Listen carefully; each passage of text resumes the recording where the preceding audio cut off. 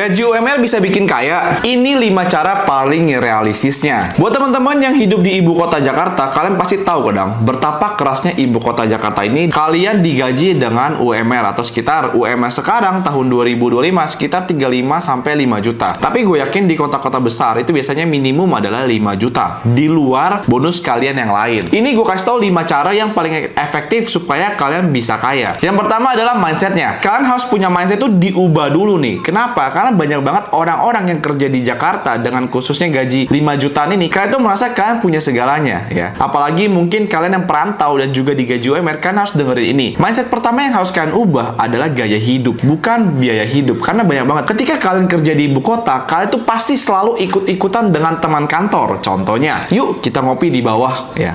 Dimulai dari hal sepele, yuk kita ngopi. Itu bisa menyebabkan kesalahan fatal. Kalian bisa ubah dengan mungkin kalian buat kopi dari rumah sendiri yang kalian bawa ke kantor. Dan kedua adalah kalian harus fokus di perbesar porsi saving rate kalian ya. Ini paling penting, kalian harus men-saving sebanyaknya dari porsi kalian. Dan ketiga, kalian harus memiliki budgeting plan ya. Ini gue kasih pie chart ya di sini ya. Rata-rata gue sudah survei ya. Ini majority. Ini tuh kos-kosan di Jakarta itu sekitar 1 jutaan hingga 2,5 juta. Tergantung pilihan kalian yang mana. Biasanya rata-rata 1,5 juta itu sudah cukup banget ya. Menurut gue itu dapat kamar mandi dalam dan udah proper ya. Jadi tempat tinggal ini 1,5 juta kalau kalian merantau. Tapi bersyukurlah kalau kalian tinggal sama orang tua atau memang kalian tinggal di Jakarta. Tapi ini kalian bisa pakai dua-duanya. Jadi kalau misalkan ini pie chart ini adalah kalau kalian perantau dan kalian kalau yang ini 30% ini kalian bisa buat saving rate. Oke?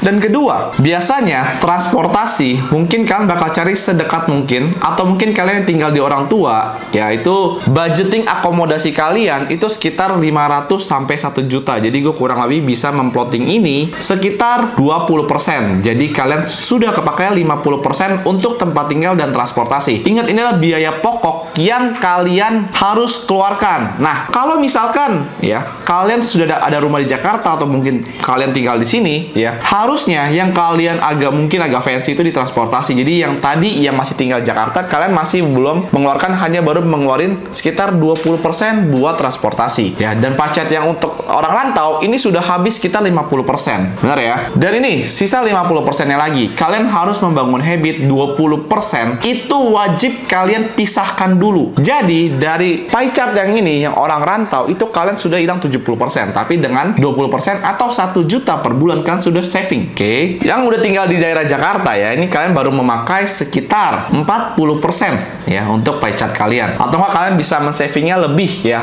Dari yang tadi 30% bahkan 50% untuk yang tinggal Jakarta bisa kalian pakai. Karena kalian tidak bayar kos-kosan, kalian tidak bayar tempat tinggal. Bersyukurlah kalian yang masih tinggal di Jakarta atau mungkin sama orang tua, kalian manfaatkan momentum ini ya. Karena ini 50%. Kalian yang tinggal di Jakarta, kalian punya 50% itu di saving, teman-teman. Sedangkan yang orang rantau sisa 30%. Ya 30% sekitar 1,5 juta. Apakah cukup, teman-teman ya? Jadi menurut gua ya, ini kalian 1,5 ini kalian bisa pakai 1 juta sampai 1,2 teman-teman untuk kalian makan di Jakarta ya. 1,2 bagi 30 hari kurang lebih kan sekitar 40.000 ya. Itu kalau nggak salah ya. Kan saya suka makan warteg. Warteg Bahari ya. Ini bukan endorse ya. Itu kita bisa dapat nasi bungkus segala macam itu 15 sampai 20.000 teman-teman. Nah, ini adalah gaya hidup yang kalian harus buat. Memang nggak enak ya. Awal-awal mungkin nggak enak. Tapi kalian ingat, yang orang rantau ini punya mental pejuang yang sangat luar biasa. Sedangkan yang di Jakarta harusnya ya, kalian lebih bisa men-saving, ada saving power lebih kuat ya. Kalian baru memakai kurang lebih sekitar 50-60% buat kalian hidup, dan sisanya kalian bisa pakai buat makan atau enggak kalau ada sisian. Kalau yang rantau sisian 200.000 kalian bisa simpan untuk mungkin nanti ada edukasi ya. Kalian jangan nikmatin dulu. UMR itu nggak boleh menikmati sesuatu hal yang harus kalian pengen lakukan. Contohnya pacaran ya.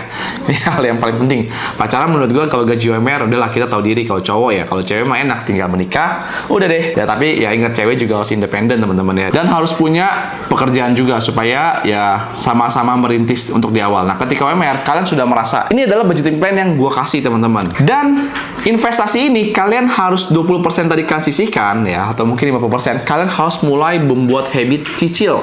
Investasi sekecil apapun itu, cicilah sedikit demi sedikit bukit lama-lama menjadi bukit. Teman-teman bisa mencari instrumen investasi apapun di Indonesia ini, kalian bandingkan, kalian pelajari, karena sekarang belajar tuh gratis. Kalian bisa cek di Google. Ada reksadana pendapatan tetap, ada reksadana pasar uang, ada saham Indonesia, ada saham luar negeri, bahkan cryptocurrency ya. Kalau yang gue buat, teman-teman mungkin dari 20% itu kalian bisa bandingkan 50% ke saham yang gue cicil dan 50% ke cicil Bitcoin. Teman-teman bisa mengikuti habit yang gue bentuk, karena saham-saham yang dan koin yang gue pilih itu udah memang gue untuk jangka panjang, teman-teman. Jadi teman-teman jangan pernah memakai uang investasi kalian untuk gaya hidup kalian. Dan yang terakhir teman-teman, ini banyak orang bilang kalian, aduh kok lu pelit banget sih ya sama hidup lu sendiri. Teman-teman ingat, kalian itu mulainya beda dengan orang-orang yang udah kerja di Jakarta. Kalau kalian lah orang rantau kan harus sadar diri ya. Ini banyak banget, kalian tuh terlalu FOMO. Udahlah sis, tenang aja, ada paylater. Udah sis, tenang aja, kita ada ada koperasi di bawah. Nah itu teman-teman, kalau kalian udah UMR sudah memulai jalur pay later dan kredit card atau koperasi, hidup kalian bakal menggulung di situ aja, nggak bisa keluar dan terjerat dengan gaya itu aja. Bahkan resikonya kalian di PHK. Saran gua, nggak usah gengsi, nggak usah malu. Hidup hemat itu bukan pelit, karena memang kita menerima, kita masih pas-pasan. Kita harus terima dulu diri kita. Dan ketika kita sudah terima, kalian kan pasti bekerja itu kan mungkin Senin sampai Sabtu dengan gaji UMR. Gue yakin kan bakal mengulik ya, kalian merasa nih, gue yakin setiap orang itu ada namanya ilmu kepepet teman-teman ya. Kalau kalian sudah hidup ngepas dan gak enak, itulah teman-teman, kalian bisa kerja Sabtu Minggu mungkin banyak banget jadi tambahan SPG, SPB, jadi mungkin sebagai IO ya di hari Minggu, atau enggak kalian bisa jaga kafe, itu bisa menambah income sekitar 500.000 sampai 1 sampai 2 juta per bulan teman-teman. Bahkan kalau kalian rajin, kalian bisa menjadi dropshipper atau affiliate marketing yang kerjanya lebih santai. Dan mungkin kan juga kalau kalian seorang guru, kan bisa buka ngeles. Sekali ngeles kan lumayan 200.000 sampai 300.000 ya. Kalian bisa menambah extra income kalian. Dan yang terakhir, kalian harus memiliki komunitas yang positif dan produktif. Kenapa? Gue yakin kalau kalian di komunitas yang positif dan produktif, kalian akan belajar gimana caranya menjadi orang tersebut. Gini, bedain komunitas positif dan negatif simple. Kalau positif ya, contoh orang di grup kalian mendapatkan suatu jackpot atau mendapatkan suatu penghargaan, mereka bakal menyemangati kalian, ayo kamu juga bisa ya, walaupun terdengar kayak seperti MLM ya, cuman ya itu kenyataannya. Kalau grup yang negatif biasanya itu mah cuma hoki atau itu syirik teman-teman ya. Itu dua hal yang paling membedakan. Jadi kalian harus ikut di grup yang vibe-nya produktif. Memang teman-teman ya, ketika kalian ikut grup ya, ini yang gue alami ya, dulu gue pernah mengikuti grup yang produktif ya, itu sebenarnya dalam hati ini anjing lah, ini komunitas apaan sih, kan gak jelas banget ya, gak ada impactnya buat kalian ya. Tapi kalian gak boleh denial, tapi kalian harus ikutin aja, let it flow. Nanti seiring berjalan waktu kalian akan kebuka nih, mungkin ketemu orang baru dan mungkin yang cocok nih pola pikirnya, atau kalian suka style orang ini nih, nah kalian boleh pepetin. Kalian boleh nggak sih gue ngopi sama lu nanti ya, itu kalian ada budget tuh yang 200.000 itu tuh ya, boleh dong kita ngopi dong, gue mau ngomong tukar pikiran segala macam. Pasti orang yang komunitas produktif itu bakal terbuka teman-teman.